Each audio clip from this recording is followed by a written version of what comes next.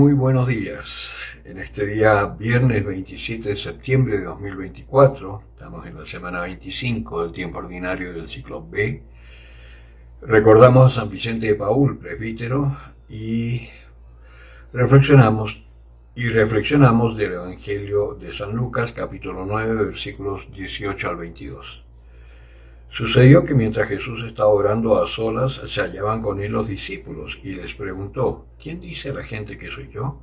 Ellos respondieron: unos que Juan el Bautista, otros que Elías, otros que un profeta de los antiguos que había resucitado. Les dijo: ¿y vosotros? ¿Quién decís que soy yo? Pedro le contestó: el Cristo de Dios. Pero les mandó enérgicamente que no dijeran eso a nadie. Y dijo: el Hijo del Hombre debe sufrir mucho y ser reprobado por los ancianos, los sumos sacerdotes y los escribas, ser matado y resucitar al tercer día. Palabra del Señor. Por supuesto, cuando el Señor decía estas cosas, los discípulos no entendían mucho qué era realmente lo que quería decir, porque era difícil entender esto de morir y resucitar. Es algo fuera de lo común. A nosotros también nos sucede lo mismo, que nos cuesta mucho entender las Escrituras, el sentido profundo de las Escrituras. Primero porque no hemos sido educados para entender que las Escrituras, desde el Antiguo Testamento, todas las Escrituras, hablan de nosotros. Cuando el Señor les dice a los discípulos: escrutad las Escrituras, ellas hablan de mí, está diciendo una gran verdad.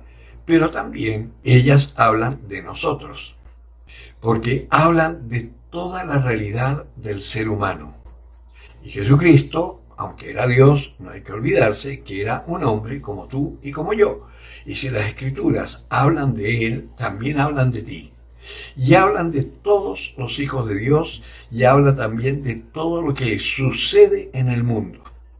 Como no hemos sido educados así, sino que la Escritura la entendemos como algo intelectual o la entendemos literalmente, pero no existencialmente, nos cuesta mucho entender cuál es nuestro destino y qué es lo que Dios quiere de nosotros.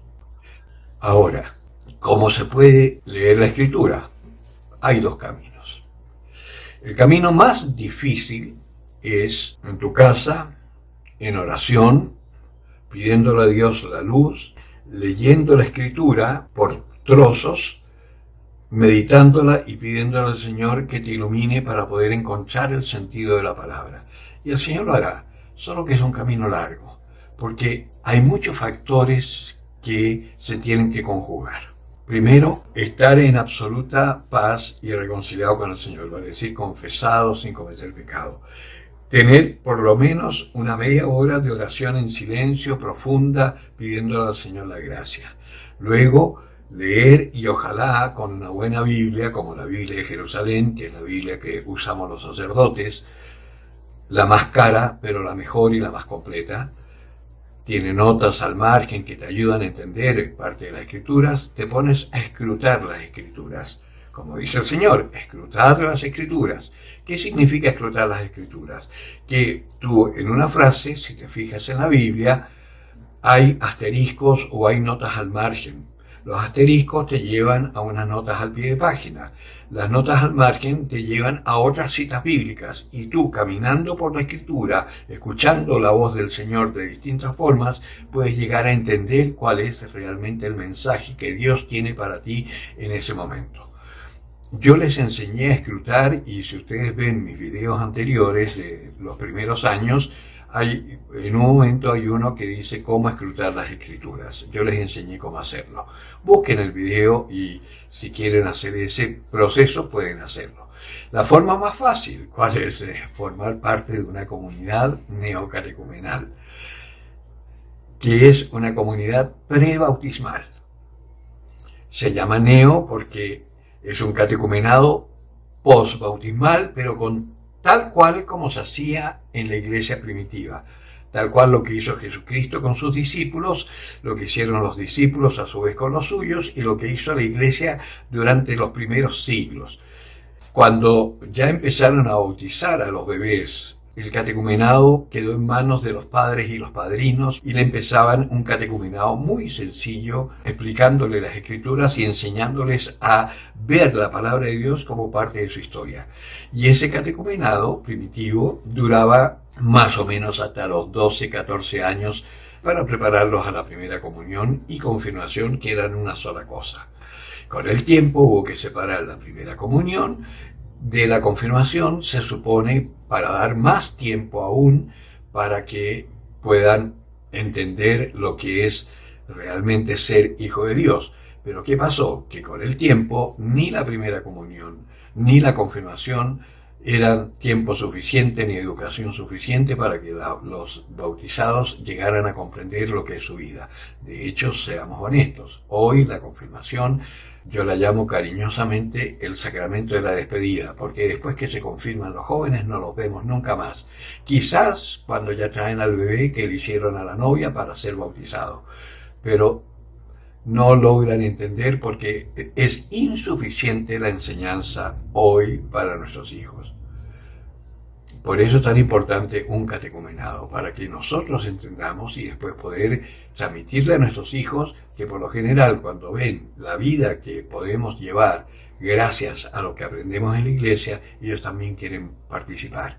Y es así como hay hijos, nietos y bisnietos de los primeros neocatecúmenos que hubo por los años 67, 70, que ya están en iglesia y se está configurando una iglesia madura en la fe como consecuencia del Concilio Vaticano II. Hay muchas realidades que han surgido del Concilio Vaticano II que son maravillosas, que curiosamente no son muy aceptadas en la iglesia, porque la iglesia está un poquito perdida. Están más cercanos a las ideologías de la liberación o la ideología latinoamericana, por ejemplo, que realmente a la teología. Lamentablemente es así. Acá en Sudamérica y también en España y en otros países que conozco pasa lo mismo. Las realidades nuevas, por ejemplo, Sodalicio Vida Cristiana, los mismos carismáticos, Comunión y Liberación, son todas realidades que surgen a partir del Concilio Vaticano II para llevar adelante la reforma que proponía Dios a través del Concilio Vaticano II, pero no son aceptados en las parroquias. Y tenemos en las parroquias unos inventos rarísimos, una cosa que se llama cine, las comunidades eclesiales de base que fueron un fracaso total porque en realidad era una visión marxista donde Jesucristo no entraba, la cosa era social, era como una ONG. En fin, hay muchas realidades hoy en la iglesia que no dan el resultado que se espera. ¿Y cuál es la consecuencia? Pocas vocaciones, los jóvenes no quieren estar en la iglesia y las parroquias se van envejeciendo porque los que van quedando son los últimos viejos que algo de fe les queda. Pero muy poca gente joven y nueva. Bien, esto nos invita entonces a pensar un poco. ¿Quién dice la gente que es? ¿Quién dices tú que es el Señor? Y si dice que el Señor es Dios, ¿por qué no lo buscas y por qué no te unes a Él si sabes que Él es el dueño del mundo? Y no sucede nada en nuestra tierra sin que Él lo autorice, aunque no lo quiera, para bien de los que lo aman. Piensa, realmente, ¿quién es el Señor para ti? El que tenga oídos para oír, que oiga.